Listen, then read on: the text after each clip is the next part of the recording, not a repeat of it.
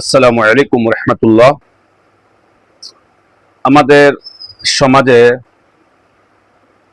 আব্বা আম্মার মৃত্যুর পর তাদের সম্পত্তি নিয়ে ওয়ারিসদের মধ্যে চলে এক বিশাল টালবাহানা। বিশেষ করে যারা ছেলে রয়েছে তারা তাদের বোনদেরকে সম্পত্তি সঠিকভাবে বুঝিয়ে দিতে অনীহা প্রকাশ করে, যেটা সচরাচর দেখা যায়। এ কারণে মৃত্যুর পরপরই সম্পত্তি বন্টন করে যার যার পাওনা তাকে বুঝিয়ে দেওয়া, তাকে সঠিকভাবে বুঝিয়ে দেওয়া, এটা ইসলামের বিধান। আপনি যদি আপনার বোনের হক মেরে খান, আপনাকে এটা জবাব দিতে হবে পুঙ্খানুপুঙ্খানুভাবে, এক নাম্বার। দ্বিতীয় নম্বর হলো, আপনি যদি আপনার বোনের হক মেরে খান তাহলে আপনার অর্থ সম্পদের মধ্যে বরকত হবে না।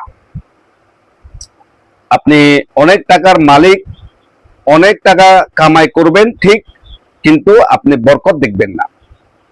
এই জন্য আমরা যাদের আব্বা আম্মা দুনিয়া থেকে মৃত্যুবরণ করেছে, বিদায় নিয়েছে, আমরা সঠিকভাবে আমাদের বোনদের হকগুলা আদায় করার জন্য চেষ্টা করব।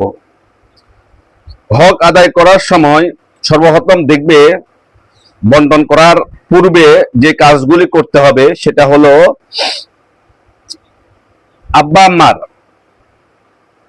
আব্বা আম্মা দুনিয়াতে থাকা অবস্থায় যদি কোনো ঋণ করে থাকে, সর্বপ্রথম ঋণগুলা পরিশোধ করতে হবে।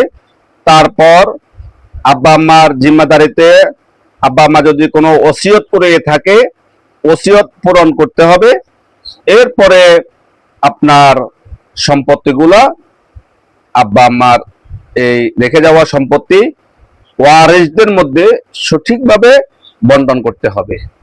না হয় এটার জন্য আমাকে আল্লাহ পাকের আদালতে দাঁড়াতে হবে।